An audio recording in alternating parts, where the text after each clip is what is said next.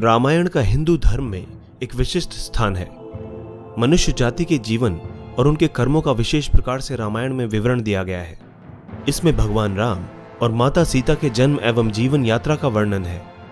हम में से अधिकांश लोगों को रामायण की कहानी पता है, लेकिन इस महाकाव्य से जुड़े कुछ ऐसे भी रहस्य हैं जिनके बारे में लोगों को जानकारी नहीं है। आज हम आपके सामने रामायण से जुड़े ऐसे ही 13 रहस्यों को उजागर करेंगे। ऐसा माना जाता है कि मूल रामायण की रचना ऋषि वाल्मीकि द्वारा की गई थी, लेकिन कई अन्य संतों और वेद पंडितों जैसे तुलसीदास, संत एकनाथ इत्यादि ने भी इसके अन्य संस्करणों की भी रचना की है। हालांकि प्रत्येक संस्करण में अलग अलग तरीके से कहानी का वर्णन किया गया है, लेकिन मूल रूपरेखा एक ही है। नंबर 1, रामायण के हर 1000 श्लोक के बाद आने वाले पहले अक्षर से गायत्री मंत्र बनता है। गायत्री मंत्र में 24 अक्षर होते हैं और वाल्मीकि रामायण में 24,000 श्लोक हैं। रामायण के हर 1000 श्लोक के बाद आने वाले पहले अक्षर से गायत्री मंत्र बनता है। ये मंत्र इस पवित्र महाकाव्य का सार है। गायत्री मंत्र को सर्वप्रथम ऋग्वेद में उल्लिखित किया गया था। नंबर 2, राम और उनके भाइयों की एक बहन भी थी।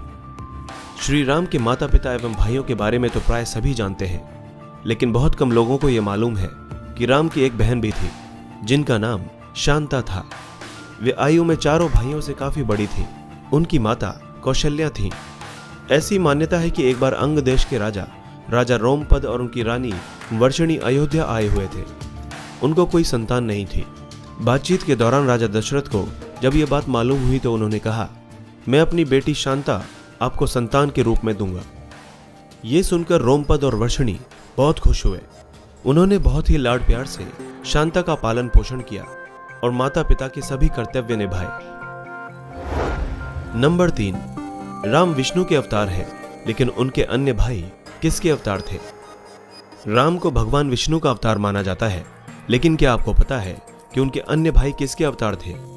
लक्ष्मण को शेषनाग का अवतार माना जाता है, जो क्षीर सागर में भगवान विष्णु का आसन है, जबकि भरत और शत्रुघ्न को क्रमशः भगवान विष्णु द्वारा हाथों में धारण किए गए सुदर्शन चक्र और शंख शैल का अवतार माना जाता है।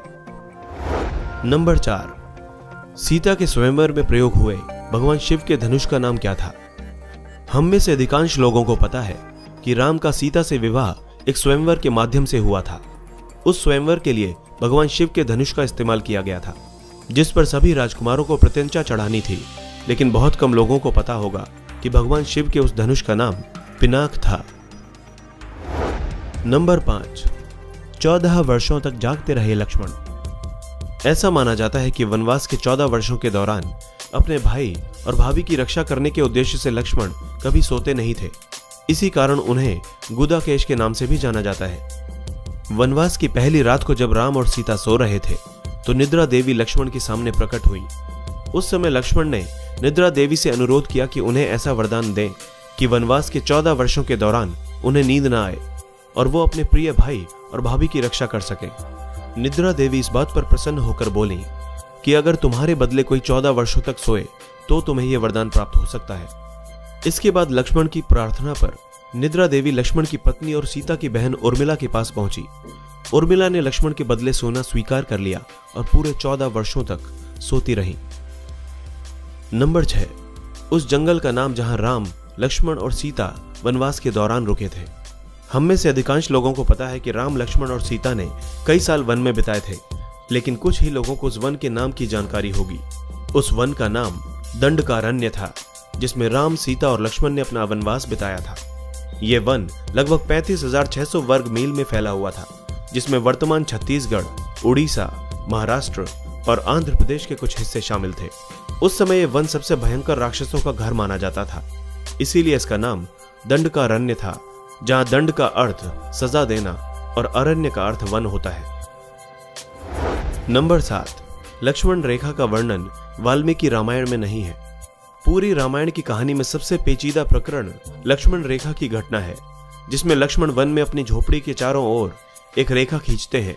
जब सीता के अनुरोध पर राम स्वर्ण हिरण को पकड़ने और मारने की कोशिश करते हैं तो वो हिरण राक्षस मारीच का रूप ले लेता है। इस घटना के संबंध में अज्ञात तथ्य यह है कि इस कहानी का वर्णन ना तो वाल्मीकि रामायण में है और ना ही रामचरितमानस में। लेकिन रामचरितमानस के लंका कांड में इस बात का उल्लेख रावण की पत्नी मंदोदरी द्वारा किया गया है। नंबर 8, रावण एक उत्कृष्ट वीणा वादक था।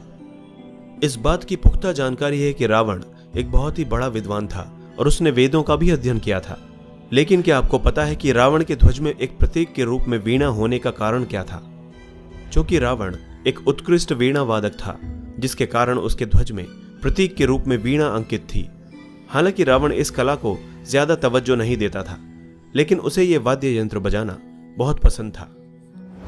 नंबर 9, आखिर कुंभकर्ण 6 महीने तक क्यों सोता था? रामायण में वर्णित है कि कुंभकर्ण लगातार 6 महीनों तक सोता था। वो सिर्फ एक दिन खाने के लिए उठता और पुनः 6 महीनों के लिए सो जाता था।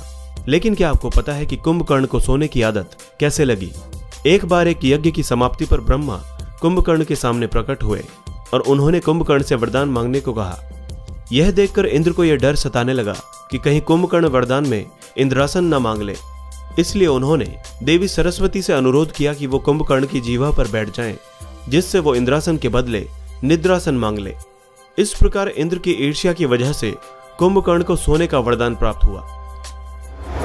नंबर 10, नासा ने भी स्वीकारा राम सेतु के अस्तित्व को। रामायण की कहानी के अंतिम चरण में वर्णित है कि राम और लक्ष्मण ने वानर सेना की मदद से लंका पर विजय प्राप्त करने के लिए एक पुल का निर्माण किया था। ऐसा माना जाता है कि यह कहानी लगभग 17,50,000 साल पहले की है। हाल ही में नासा ने श्रीलंका और भारत को जोड़ने वाले एक प्राचीन मानव निर्मित पुल की खोज की है और शोधकर्ताओं और पुरातत्वविदों के अनुसार इस पुल के निर्माण की अवधि भी रामायण महाकाव्य में वर्णित पुल के निर्माण काल से मिलती है। नासा के उपग्रहों द्वारा खोजे गए इस पुल को एडम्स ब्रिज कहा जाता है और इसकी लंबाई लगभग 30 किलोमीटर है। नंबर 11, आखिर क्यों राम ने लक्ष्मण को मृत्यु दंड दिया? रामायण में वर्णित है कि श्री राम ने ना चाहते हुए भी जी जान से प्यारे अपने छोटे भाई लक्ष्मण को मृत्यु दंड दे दिया था। आखिर क्यों भगवान राम ने लक्ष्मण को मृत्यु दंड दिया था? यह घटना उस वक्त की है जब श्री राम लंका विजय के बाद अयोध्या लौट आए थे और अयोध्या के राजा बन गए थे। एक दिन यम देवता को कोई महत्वपूर्ण चर्चा करने के लिए श्री राम के पास आना था। चर्चा आरंभ करने से पूर्व उन्होंने भगवान राम से कहा कि आप मुझे वचन दें कि जब तक मेरे और आपके बीच वार्तालाप होगा, हमारे बीच कोई नहीं आएगा और जो आएगा उसे आप मृत्यु दंड देंगे।